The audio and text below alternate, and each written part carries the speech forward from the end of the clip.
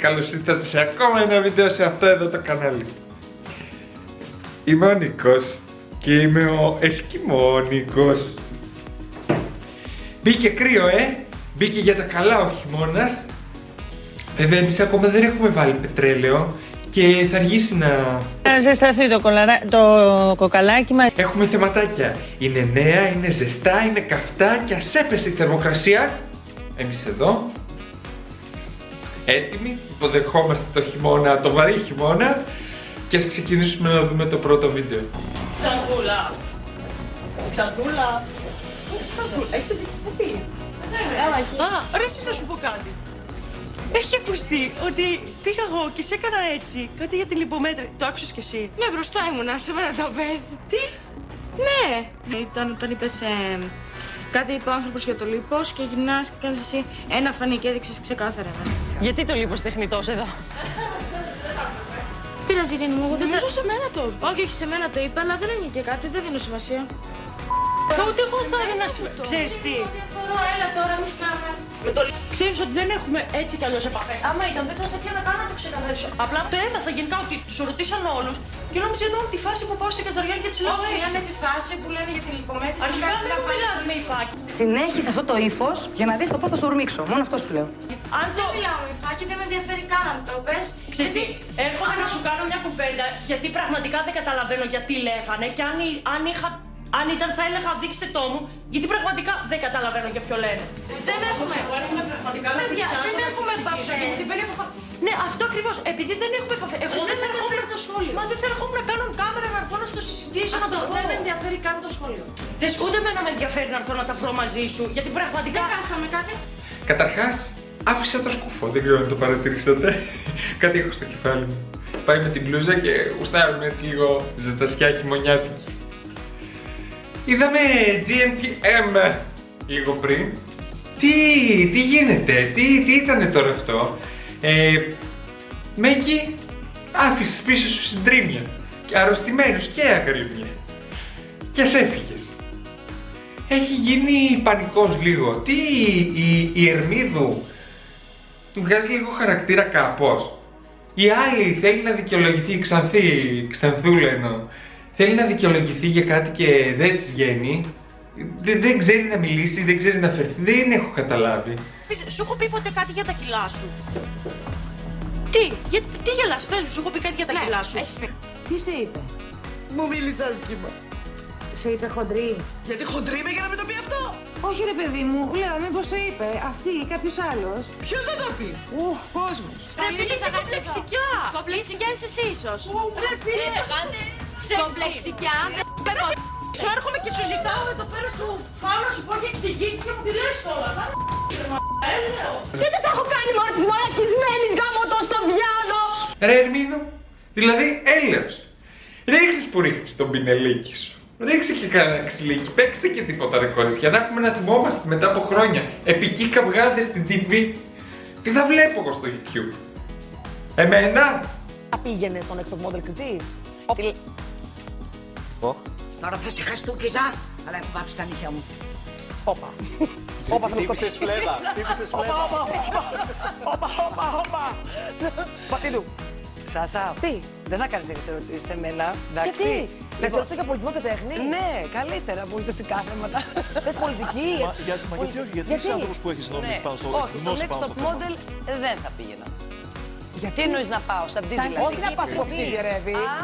Ρεύη, θα ξαλατρεύεις, Ρεύη. Ένα λεπτό. Είναι δυνατόν? Αναρωτιέται η Σάσα αν είναι Ξανθιά ή Μελαχρινή. Μα η Βατίδου. Ποια? Βατίδου. Δεν την ξέρω. Νομίζεις είμαστε μικροί και δεν θυμόμαστε? Μάλιστα, επέλεξε να έρθει στις εγκαταστάσεις του σταθμού μας μαζί με τη σύζυγό του, από την οποία ζήτησε να τηλεφωνήσει στην αστυνομία. Πες το να το κάνω. Δεν ξέρω, πες το παίρνω. Μα δεν το κατάλαβα έτσι όπως το είπες. Πώς το είπα? Καλά κι άλλες έχουν πάει εκεί πέρα οι οποίες ήταν, ξέρω εγώ, μοντέλα. Θα πήγαινε στα 40 σου. Ξέρω εγώ, με πάει και οι άλλοι που είναι 25, 27, 30. Το ίδιο είστε, Ρεύη?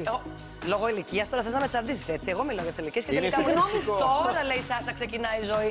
Τώρα είναι Η ζωή δεν είναι μόνο η δουλειά. Κοίτα που τώρα μου λέτε να. Γιατί δηλαδή, δεν κατάλαβα. Συγγνώμη, στα 40 θα πας για να υποψήφια μοντέλο, ρε παιδιά. Δεν θα ασχοληθώ με την περίπτωσή σου γιατί είναι ανίατη. Ακόμα και ο μικρούτσικος θα σήκωνε τα χέρια ψηλά. Ναι, μα δεν γίνονται αυτά. Για κριτής μιλούσα και εγώ. Κριτής, θέση της Καγιά.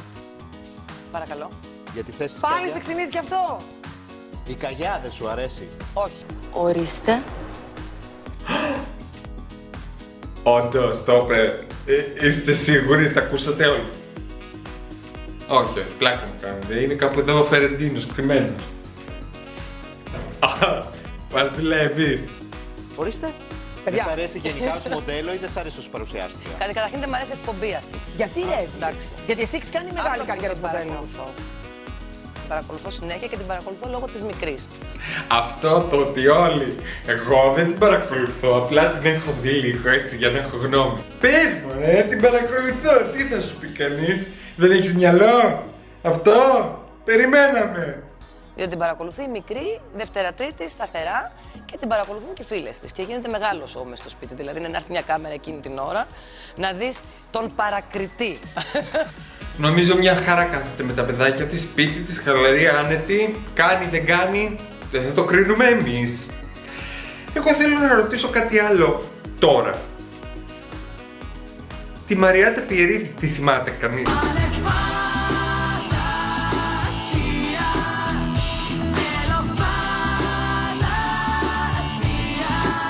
Ναι, σωστά καταλάβατε. Την κυρία που μόλις παρακολουθήσαμε την βρήκανε σε νυχτερινή έξοδο μαζί με το σύζυγό της. Τη ρωτήσανε διάφορα πράγματα και μέσα από αυτά έδωσανε ωραίες απαντήσεις. Έξυπνες. Πάμε να δούμε. Όταν τη γνώρισες, ήταν γκουρμεδιάρα ή έτρωγε μόνο τα πιτόγυρά της και ήταν μια χαρά, ας πούμε? Ήταν έτοιμη, ήρθε έτοιμη, διαβασμένη. Ναι. Ήξερε πιο πολλά από μένα. Στο πρώτο τραπέζι του μαγείρεψε. Σκάτα! Νομίζω τόσο του ζαμπόν και τυρί. Εσύ τι της μαγείρεψε? Το άρωμά της γλυκό. Ψέματα δεν γίνεται. Ναι. Γεγονός. Η σοκολάτα στο παντό. Ήταν διάφορα. Σοκολάτα, περγαμόντο, βατόμουρο και τριαντάφυλλο. Δεν πιστεύω ότι θυμάσαι. Εντάξει, οκ. Έρωτας με την πρώτη ματιά. Θοδωρή, Ναι, μωρό μου. πιστεύεις στον έρωτα με την πρώτη ματιά? Όχι. Με τη δεύτερη? Όχι. Με την τρίτη? Όχι. Με την τέταρτη? Όχι. Θοδωρή, μωρό μου ζαλίστηκα. Γιατί ζαλίστηκα? Γιατί είσαι ηλίθεια. Η Ελή. Εντάξει, τα είπε όλα. Βασικά ερωτεύτηκα το φαγητό του. Όταν βγαίνετε έξω, το συνηθέστερο είναι να βγείτε για φαγητό, ας πούμε, αλλά σε ένα άλλο μαγαζί, όχι το δικό σας πάλι. Συνήθως πηγαίνουμε εκτός Ελλάδος για φαγητό. Είναι βλαμμένο αυτό, Τελείως όμως. Το έχει χάσει. Όπως βλέπετε, σιγά σιγά φεύγει με αυτά που ακούει. Συγγνώμη, λέγαμε τόση ώρα για τη Βατίδου, αλλά είναι και η Πιερίδη, δηλαδή τι να πω. Λοιπόν, αυτό ήταν το βίντεο και για αυτή την εβδομάδα. Ευχαριστώ πάρα πολύ που με παρακολουθήσατε. Αν θέλετε να με ακολουθήσετε στο YouTube, Facebook, Instagram, τα βλέπετε εδώ μπροστά να περνάνε. Εξελισσόμεθα. Να ξέρετε ότι έρχεται κρύο. Ντυθείτε καλά, γιατί την επόμενη Παρασκευή σας θέλω δυνατά ξανά εδώ. Να είστε καλά.